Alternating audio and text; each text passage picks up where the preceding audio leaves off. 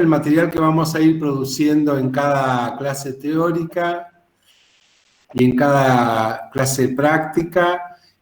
Vamos a estar indicando, como va a ser hoy al final de este encuentro, los materiales sobre los que podemos trabajar en el tiempo que ustedes dispongan en línea, porque son virtuales. Igualmente, ya que estamos hablando de estas cuestiones materiales, y sé que importa mucho en términos de lo que nos vamos a... de que lo que nos vamos a ocupar, yo quiero proponer algunos de los obstáculos que percibo se están generando, pero no sé si son necesariamente desde el año pasado, y es a las posibilidades y los obstáculos que hay respecto a cursar esta materia, la psicología social, que nosotras también llamamos salud mental colectiva, que son obstáculos actuales, además de los obstáculos materiales. Los obstáculos no tienen necesariamente que ver con la no presencialidad, con el aislamiento, más bien con el distanciamiento que estamos aún llevando en las cursadas en la facultad y en las carreras. Ni tampoco tiene que ver con que la mayoría de ustedes, no sabemos por quién, bien por qué, pero podemos suponerlo, elijan poner una foto suya o de su mascota en vez de compartir algo de la rostridad, que es esa característica humana, diferente de todos los animales, que nos vemos al rostro. No vamos a forzar a que hagan otra cosa, pero sí entender que una de las dificultades más concretas para transmitir nuestra materia son las dificultades que tiene el estudio de concreto de algunos de nuestros temas, y quiero situarme en uno de los más importantes, aunque lo vamos a ver sobre el final, que trata de recorrer toda la cursada y todas las cursadas de las psicologías sociales que nosotras sostenemos en nuestras carreras. Y es la materia de la ternura. Observarán ustedes en nuestro programa y en nuestros bancos de prueba, que son 3, y empieza con el fracaso educativo, que la psicología social que nosotras sostenemos intenta hacer como materia de estudio este insumo fundamental de la socialización humana que se llama ternura. ¿Cómo transmitir la ternura cuando la crisis generacional entre estudiantes y docentes cada vez se profundiza más? Ustedes tienen una olímpica distancia con lo que nosotras hacemos, y nosotros tenemos con ustedes una certera sospecha de que lo que se trata es que acrediten una materia más. Y está bien que así sea. Pero vuelvo entonces a la dificultad de nuestra materia. La dificultad de nuestra materia es intentar transmitir, para volver sobre esto que además es un concepto y un constructo teórico y práctico, intenta entender que en la formación de las cientistas sociales o trabajamos con la ternura o nuestro destino es la alienación permanente, que vamos a conseguir pobres o malos resultados en nuestro hacer profesional, sino en que tenemos muestras concretas, y eso vamos a estudiar, de que lo que se va a empobrecer no solamente será nuestra formación profesional, sino en nuestra calidad humana. Entonces, si la ternura se compone de empatía, de buen trato, de abrigo, de protección y abrigo, de nutrición, de compartir, cualquier elemento que hace a la burocracia acostumbrada de cursar materias, del todo opuesto. Por supuesto que a nadie se le va a evaluar la ternura. Sería imposible, y ya tendríamos seguramente algunos de los gremios docentes o estudiantiles quejándose del despropósito. Pero sí que es nuestra intención que se aplique en los 3 bancos de prueba que ya estoy presentando de nuestro programa. El primero es fracaso educativo, el segundo es los tratos a la locura y el tercero es alcoholismo. O sea que son los 3 bancos de prueba por donde transcurre nuestras herramientas conceptuales, nuestra formación en grupos. Más que en grupos nos interesa hablar de la numerosidad social y práctica en las instituciones. En fin, todos los detalles que hacen una psicología social como síntesis de todas las psicologías que ustedes con mayor o con menor gusto han cursado, refiero, nuestro aporte va a ir por ese lado de la socialización humanizante. Podrán cursar, podrán aprobar, pero el mensaje que intento esta tarde en que comenzamos es que el mayor obstáculo va a ser cómo ponernos en condiciones para entender, debatir, jugar al opuesto de la ternura, que se llama destrato o también crueldad. Y esto ocurre. Nuestro primer banco de prueba y nuestra primera unidad, que se llama fracaso educativo, va a tratar de eso. Va a tratar de cómo en la universidad pública, en la carrera que ustedes entraron, como en todas las que se desarrollan en la Universidad Nacional del Comahue y en otras universidades públicas, a poco de inscribirse en el primer año, 8 de cada 10 estudiantes quedan afuera. Harán ustedes del primer cuatrimestre que cursaron en la Universidad Nacional del Comahue. 8 de cada 10 quedan afuera. Eso nos permite entender que estamos en una institución en donde prima un porcentaje muy grande de crueldad sobre la ternura. Imagínense un hospital que perdiera 8 de cada 10 pacientes. Como decimos nosotros, la morgue no daría abasto. Nosotros, sin embargo, en la universidad tenemos un muy aceitado proceso de desaparición de estudiantes, ya que las estudiantes que fracasan se van con la idea de que el problema es propio. Es más, creo que muchos de ustedes lo siguen pensando. Pero sigue siendo extraño que un ámbito público tenga tal nivel de lo que se llama fracaso estudiantil, mal llamado fracaso estudiantil. Porque es como si en el hospital, que pierde 8 de cada 10 pacientes, dijeran fracaso de los pacientes. No, señoras y señores, el fracaso es de la institución. Por eso nosotros lo llamamos fracaso educativo o fracaso universitario y no fracaso estudiantil. Esa es nuestra primera unidad. Y ahí también, como verán, va a meter la pata las dos sustancias importantes de nuestra materia. La ternura y la crueldad. Pueden encontrarlo en Sociedad y Crueldad de Fernando Ulloa y van a ver que vamos a repetir en distintas unidades estas metidas de patas de textos que van en composé, digamos, porque son troncales de, por ejemplo, Voslaki o de Daniel Sanz o de Fernando Ulloa, que van a ir metiendo la pata en las distintas unidades y por eso hay unidades donde van a estar repetidos algunos textos y van a haber textos que no van a estar en el programa porque además proponemos bibliografía complementaria que podría ser para una lectura, digamos, erógena o erótica en relación a lo que a ustedes les interese y les llame la atención como título, que vayan viendo y vamos a seguir agregando. Pero hablando de las condiciones que recién nombraba Daniel, les queríamos contar, bueno, que mi nombre es Stephanie Vicens, soy psicóloga, y soy recientemente magíster en investigación e intervención psicosocial. Bueno, realicé mi tesis hace poco tiempo para una tesis en el hospital de Ashem, con la externación de pacientes desmanicomializados, que estuvieron alojados ahí viviendo 30, 40 años, y con los profesionales de salud.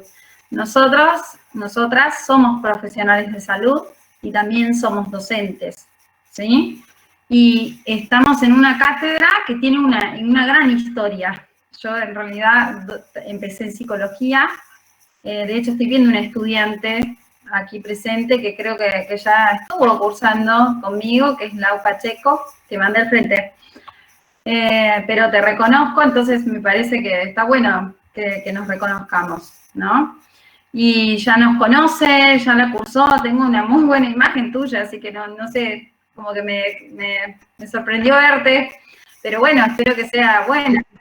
Gracias. Sea bueno reencontrarnos. Por eso volví. Volviste porque te gustaba mucho. Me pasó lo siguiente.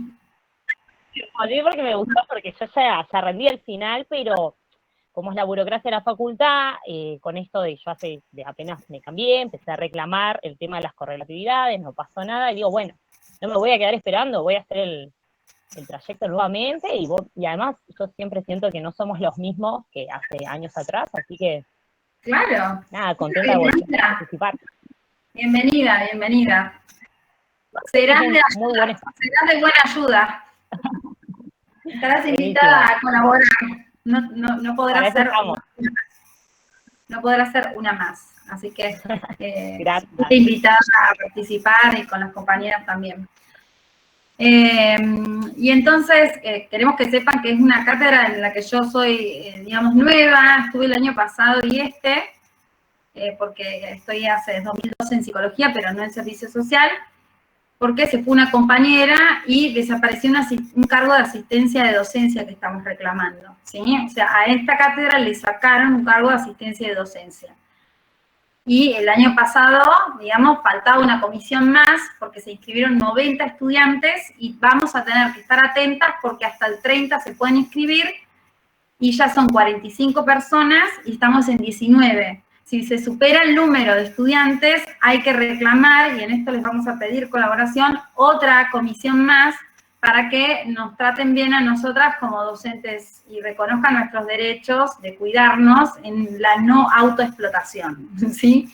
Eso quería decirles, que tenemos que estar atentas, que si superamos, que tenemos que escribir a los departamentos y a las secretarías y pedir la comisión que corresponde. El año pasado lo logramos con un poco de malestar porque tardaron, pero lo logramos y tuvimos 2 comisiones de ayudantía. Yo estoy como ayudante, pero el puesto que quedó libre es de asistencia, y sepan que a la FADEX y en su carrera y esta materia le están sacando una asistencia de docencia. Pero si ustedes también quieren reclamar y averiguar, bienvenidas sean. En eso también somos nuevas, entonces, porque esta es la segunda oportunidad, la segunda cursada en que la cátedra no tiene asistente de docencia. Esto quiere decir que está ausente una designación para equipo de cátedra, se ausenta y no nos responden. Yo sigo elaborando todos los viernes a la tarde una nota que no es contestada por el Departamento de Psicología ni por las autoridades de la facultad, pero continuamos haciendo el reclamo.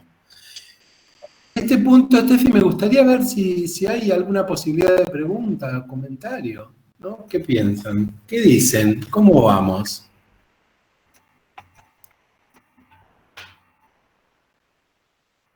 La palabra es para ustedes, no para mí, ¿eh?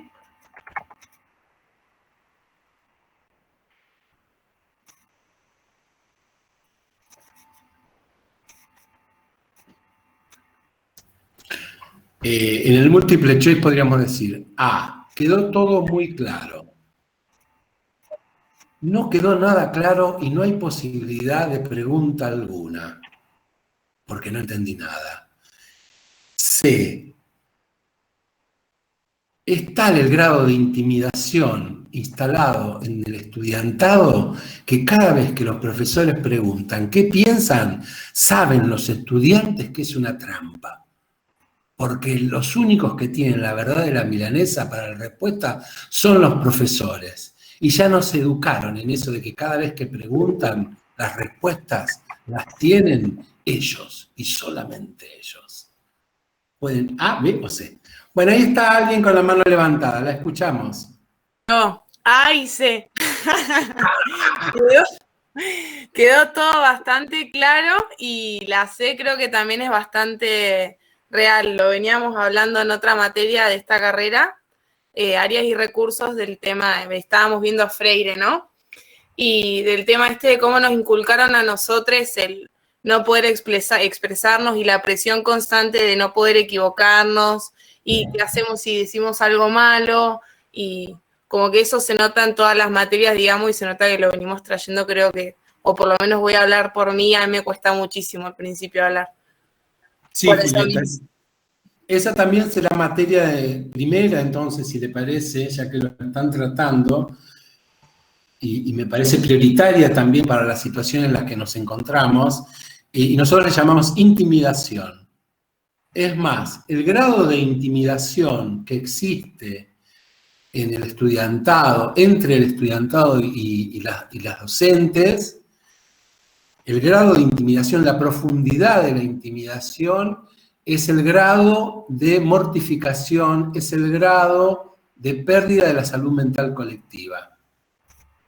Entonces, vamos a proponerle que si el proceso de enseñanza-aprendizaje, como el proceso de salud-enfermedad, o todos los procesos en donde es necesario estar tratando con gente,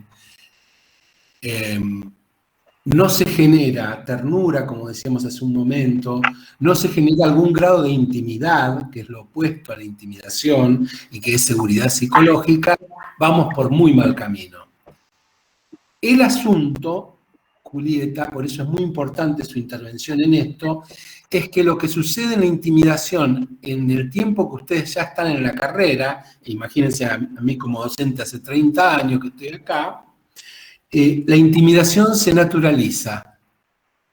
Vamos a suponer que los comportamientos de ustedes respecto a los profesores son comportamientos únicos, que no tienen con ninguna otra persona en ninguna otra institución, salvo en esta. Y que se describe por esta intimidación. Como dice Victoria y Rode y demás, la C, digamos, la opción C.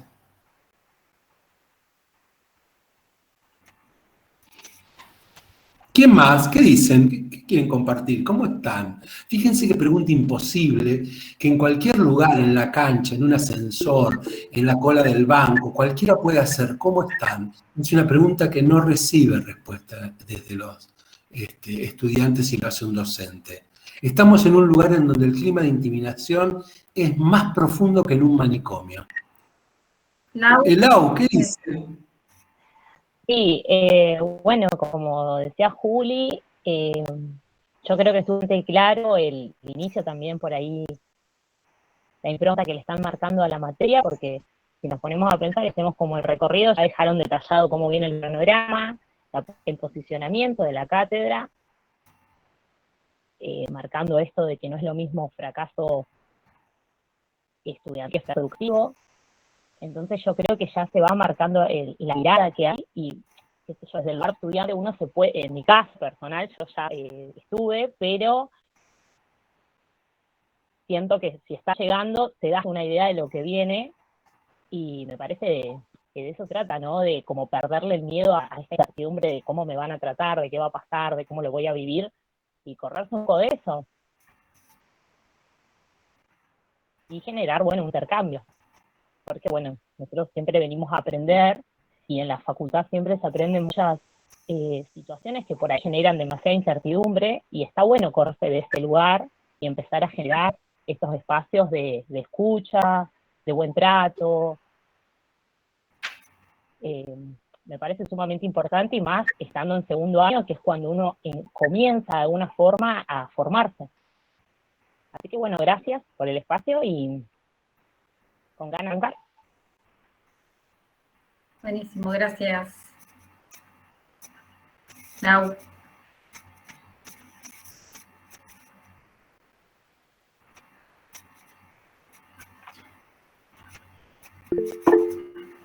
Andrea. Podés hablar, Andrea. Sí, por ahí cuesta un poco hablar el hecho de que cuando el sistema de cámaras tiene que ver mucho en que te deja como más reflejado. Si vos cuando vas a la presencialidad hablas, compartís, pero como que por ahí entre la multitud te perdés, pero acá es como cuando vos hablas, la cámara te deja expuesto. Capaz que muchos también no prenden la cámara porque no se llevan bien con la cámara. O sea, vos vas a la presencialidad, te sentás, hablas, pero vos no estás viendo qué ve el otro del otro lado. Acá la cámara te devuelve la imagen que vos tenés, y si estás conflictuado con tu propia imagen, preferís apagar la cámara y no mostrarte, no verte. Es como mirarte al espejo en una forma constante. Tiene que ver también con una cuestión de eso, me parece también. Es cierto, Andrea. Sí, No apagar la cámara. Quema mucho, la cámara quema en el sentido de que le da una luz al rostro que uno no siempre está tolerando, ¿no? En esas condiciones de los espejos, como usted dice. Le voy a proponer otro factor más. Y como decía recién Lau, el aprendizaje de meter materias, como nosotros le llamamos, ya en segundo año puede enseñar algo, y es que cuanto más invisible pasemos, mejor.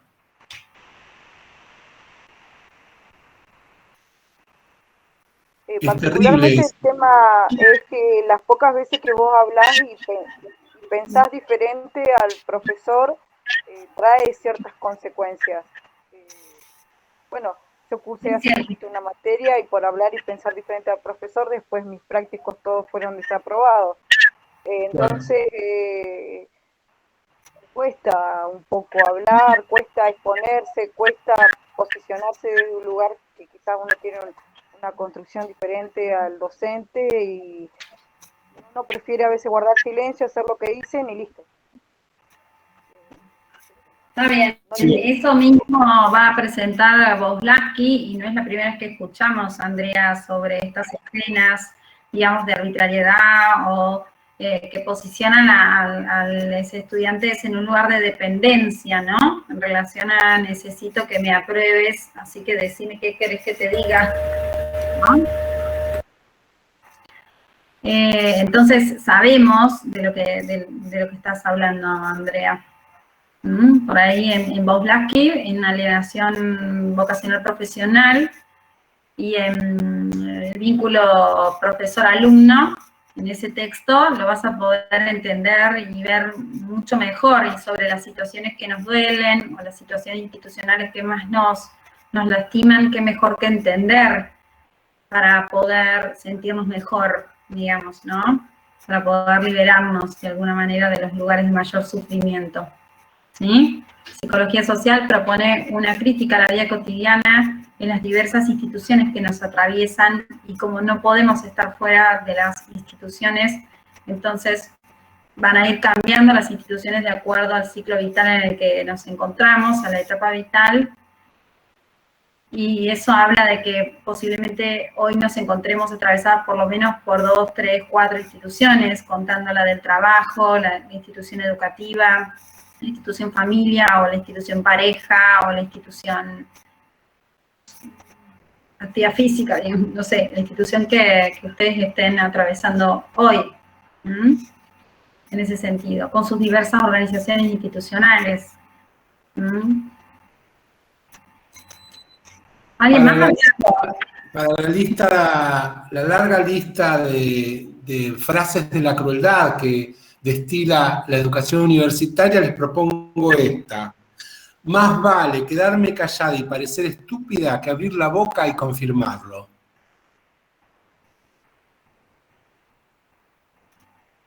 ¿Esas son las frases asesinas, Daniel, de la creatividad que estuvimos? No sé si son asesinas, pero que son dolorosas. Son cuchilleras, diría yo, ¿no? Como, son un poco ahí salvajes también. Me salen varias palabras por asociación, como esa videojunta, cuando uno viene una frase, viene la anécdota de un estudiante que contaba que había estudiado abogacía en nuestra misma casa de estudio, y en un final el profesor le pregunta en un momento, ¿usted sabe hacer milanesa? Sí, sé hacer milanesa. Bueno, dígame cómo esto, parece que le estaba tomando el pelo, claro que sí. Entonces después le dijo, bueno, dedíquese a hacer milanesa porque esta materia no la pasa, váyase. Sí, y otra anécdota de un estudiante de esta facultad, pero de otra carrera, que le hizo hacer un profesor una línea del tiempo pasando el pizarrón hasta llegar a la puerta. Cuando llegó a la puerta le dijo, bueno, siga dibujando la línea. Ahora que llegó a la puerta, abra la puerta y váyase. Las crueldades vienen de los dos lados, porque después aprueban la materia, todo bien, pero Yo tengo otra que me nos llegamos dijo a un profesor algún el lado cuatrimestre y no pasado. te saludan. Como diga, Andrea. Que me, No se escuchó ninguno de los dos. perdón.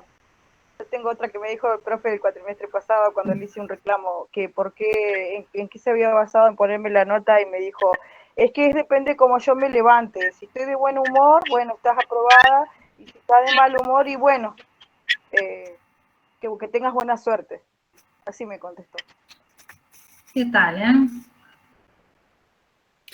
El autor que les vamos a convidar en este primer banco de prueba, que se llama Fracaso Educativo, cita a su vez, Rodolfo Voslaski, un autor argentino, murió en el exilio en el 80,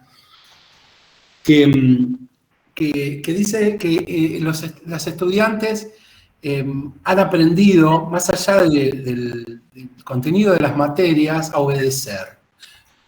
Que en la práctica cotidiana de que se les diga qué tienen que leer, dónde tienen que leer, cómo tienen que entender lo que leen, cómo tienen que pensar y qué tienen que decir, no deja de ser un entrenamiento profundo en esclavitud, en cómo ser esclavo. Y Voslaski agrega, la posibilidad que tenemos frente a alguien que ha sido entrenado para ser esclavo es una conducta en donde por fuera parece simpática y agradable, pero por dentro es odiosa y resentida. Entonces, tenemos en esto que llamamos la cultura de la mortificación o la intimidación ambiente en la universidad, en la facultad, en la carrera, uno de los primeros obstáculos que nosotras vamos a intentar con Steffi empezar a pensar en esto del fracaso educativo. Porque si bien hay docentes, muchas, muchos, muchas, como se dice ahora también, no importa su posicionamiento de género, las habrá también, porque es la institución lo que produce mucho de esto. Entonces, sigo, si bien muchos parecen nacidos de huevos de las peores serpientes, entendamos que es un proceso conjunto y que el docente odioso, sutilmente cruel, porque no puede ser gravemente cruel, no puede ser patentemente cruel porque las normas no lo permiten. No es por amor que somos más dulces, es por miedo. Entonces, este proceso continuo de socialización alienante que nos damos los docentes con los estudiantes con los docentes, también se repite entre docentes y también se repite entre estudiantes. Entonces, vamos a ir encontrando que no hay necesariamente malos y buenos en esta película, pero que sí hay víctimas, con mayor o con menor grado de responsabilidad. Y lo más interesante es que eso es caja de resonancia de lo que se nos quiere enseñar para ser actoras y actores socialmente calificados. O sea, se nos prepara en estas intensidades del odio opuesto al amor para servir a un pueblo al que se lo quiere tratar con más odio que con amor.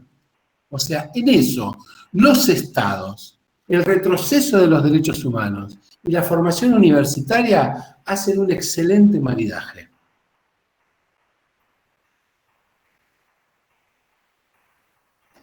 Bien, trabajamos con escenas como las muchas que está teniendo Andrea, las otras que empezamos a recordar en cada inicio de cursada, cuando nos encontramos con los estudiantes en relación a que constituyen frases asesinas de la creatividad o escenas concretas de los tratos entre docentes y estudiantes, ¿sí? Que hacen a las condiciones de malestar que propician el fracaso educativo, mal llamado fracaso estudiantil como privatización del síntoma, ¿sí? Y entonces vamos buscando esa coherencia entre las categorías conceptuales, entre las escenas o escenarios y entre las frases que nos significan el transcurrir por el primer banco de prueba, fracaso educativo, para hacer una suerte evaluativa en algún momento, que son trabajos que vamos variando año a año. Antiguamente, digo, cuando yo no estaba, han construido escrituras breves, creativas, pero eso ya no se hace más por ahí intercambios con el centro estudiante y demás. Bueno, hemos variado la forma evaluativa, hemos el año pasado utilizado informes, una modalidad de informes, pero que este año ya hemos cambiado y que todavía, digamos, estamos terminando de definir, pero ya hay un esquema hecho en relación a cómo evaluarles, que será bien orientado o intentar acercarse en la orientación de cada comisión práctica, en la que por ahora seremos 44, 45 personas, conmigo 46, los jueves a las 14. Entonces, Daniel, si querés... Solamente en síntesis que si bien partimos de pensar el fracaso educativo desde el comienzo, como decía ese guarismo que habla del 80% de estudiantes que quedan fuera por sus propios medios, pensando que el problema está dentro suyo, y que es un fracaso de cualquier institución, lo sería, salvo en la nuestra que no es tenido en cuenta, nos permite seguir la investigación poniendo el foco en ¿y qué pasa con el 20% que queda? Porque el 20% que queda se pensará que es el producto de una excelencia académica, o sea, quedan el 20% de los mejores. La crema y la nata de la... No digamos la nata porque hay un triste periodista con ese nombre y no va a servir como metáfora. La crema de la sociedad educada. Sin embargo, nos encontramos que si seguimos investigando, cerca del final de la carrera, ese 20% se ve nuevamente mermado por un porcentaje altísimo de estudiantes que no terminan y de estudiantes que sí terminan, pero que le pierden absolutamente el sentido a lo que estudiaron. O sea, no pueden responderse a la profunda filosófica pregunta de ¿qué carajo estoy haciendo? El carajo, en vez de insulto, es ese lugar de las naves elevadas que dice, ¿cuál es el sentido? ¿Para qué me metí en esto? ¿Qué elemento vocacional hay en esto? Vocacional no en el sentido de que de chiquitita lo he pensado, sino de afecto, de emoción respecto a lo que hago. Entonces, nos encontramos con que el fracaso educativo está al comienzo como un filtro en donde queda gran parte de quienes quieren estudiar en la universidad pública. Y ese filtro se puede volver a dar durante la formación y cerca del final de la carrera con la crisis de identidad, se le llama. Lo pueden ver en muchas de sus compañeras que están por terminar y no acercan a dar las últimas materias, y es la sensación de que estoy perdiendo toda relación con aquella decisión que tomé cuando me anoté para estudiar. Bien. Acá alguien está preguntando. ¿Puedo preguntar algo? Leo esto también. Compas, consulta. Hay un grupo de WhatsApp, comunicarnos entre nosotros. Bueno, háganle. Ahí mandan el link. Sí, le escucho. Escuchamos. Puede ser que también naturalizamos esa violencia que se da en la institución y después como futuros profesionales somos unos profesionales frustrados. Entonces volvemos a reproducir lo mismo que esa violencia que nos ejercieron hacia nosotras. Excelente, Karen, es así. Sí, nosotros tenemos una fórmula para eso. Decimos, la estudiante intimidada de hoy es la profesora intimidante de mañana. Y también lo podés pensar desde la ley de la repetición, esto de que repetimos para no recordar o recordamos para no repetir, que también la usan algunos colectivos históricos como las Madres de Plaza de Mayo, ¿no? Y también podemos pensar la violación de derechos y dentro de la facultad, ¿no? Porque capaz que muchos estudiantes hacemos la denuncia de estas autoridades, de estos docentes que ejercen violencia, no física, sino que verbal, exista, y no nos dan bola. Entre comillas. Bien. Bien, bien, se enganchan, me parece que está bueno. Entonces, yo ahí les anoté que el jueves... Claro. ¿Cómo? ¿Cómo dice? También es socialmente aceptado, o sea, yo también tengo otras hermanas que también estudian otras carreras muy diferentes y también me saben contar de situaciones que la viven bastante mal, con profes que tienen esta necesidad de maltratar constantemente en todas sus formas. Por ejemplo, una de ellas me contó que su profe le pidió que no mande más mails porque si ya la rindió no sé cuántas veces, ya estaría como que... Y si uno se quiere recibir, tiene que seguir rindiendo. Entonces ella, bueno, ahora hace poco la autorizó a que puede volver a hacer consultas. Claro. Entonces son todas prácticas sumamente siniestras que son aceptadas y, digamos, como que todos dicen, bueno, pero por ahí al profe hay que saberlo llevar. ¿Y cómo lo tenés que saber llevar? Como si fuera un abuelito. Eso es muy feo hacerlo. No necesariamente.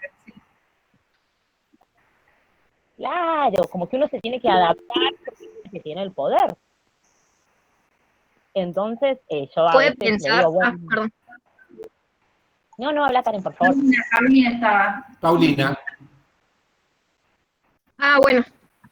Yo quería consultar, o sea, tengo una idea, porque nunca cursé en la presencialidad, siempre hice la cursada virtual, y lo que yo siento es que la virtualidad intensifica también esto de la autoridad del docente. O capaz que no, en la presencialidad también está, pero siento como que la virtualidad lo intensifica. Está bien. Sí, podríamos, está bueno los que tenemos la experiencia de los dos lados de virtualidad y presencialidad, que buena pregunta. Creo que la presencialidad se da sobre todo en los profesores que dan clases de pie o se suben al escritorio, siempre nos terminamos subiendo a algún lado. Esa relación que de entrada se propone entre más alto y más bajo, ya habla de una toma de posición, ¿no? Siempre estamos más alta. Ustedes me dirán, no, pero está el aula esa de abogacía donde los estudiantes están arriba. Sí, pero el escenario es de los docentes, digamos. Pero vuelvo a decir, esto sin pensar que hay un demonio que habita en la vocación docente, sino que hay algo que, y este es otro de nuestros temas de la cátedra, que es empezar a pensar la conducta como formas y como formateos de las organizaciones institucionales. Ya no solamente de los vínculos, grupos no hay en la universidad, así que yo sé que hay carreras que muchos estudian grupo operativo, pero después no lo encuentran en ningún lado los grupos. Por eso nosotros teorizamos otras formas del colectivo en esta cátedra, que son las más encontrables. O sea, los procesos de serificación, Paulina, se dan en el presencial y se dan también en el digital. Quizás acá esto de la cámara y del foco da más elementos. Pero respecto a la compañera que habló antes del Lau me parece que fue, que hablaba esto de las denuncias, no me acuerdo el nombre de la compañera, bueno, ahí pasó, ya me dirá, que esa es una vía, digamos, desde el protocolo y todas las denuncias respecto al sexismo, etcétera, están, y eso muestra un gran cambio. Pero en esto nos pasa lo mismo que con la violencia de género. No basta con la vía prohibitiva, con la vía punitoria, con la vía penal. No basta. Aun cuando denunciemos al último estudiante, el huevo del proceso sigue intacto.